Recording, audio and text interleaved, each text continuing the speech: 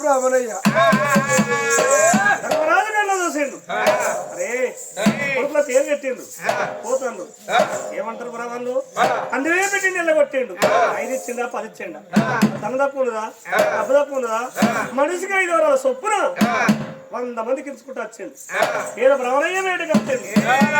అయ్యా 5 వరాలు తీసుకున్నానా? నాయనా నాకు ఇచ్చే 5 వరాలు నాకు వద్దు నాయనా.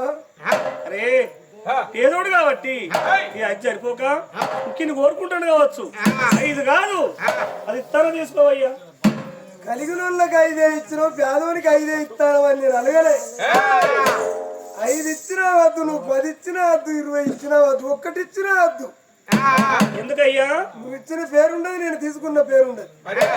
ఆ తల్లి ధర్మాపతిని దేవి 4 బిడ్డలకు సరిపోను సత్తి కడతాను అన్నది. గా సత్య నాకు చాలు కానీ వరాలు వద్దు ఆయన. వరాలు ఎందుకు వద్దాడు నువ్వయ్యా? అయ్యా నా గుడిసెల దొంగ పడతాడు. అండుకున్న అన్నం తిన్నది డక్కుని దాచుకున్నది దయ్యాల పాలు. ఏది ఉంటే అది నా తెల్లార వరకు నా గుడిసెల మాయం అవుతుంది. నా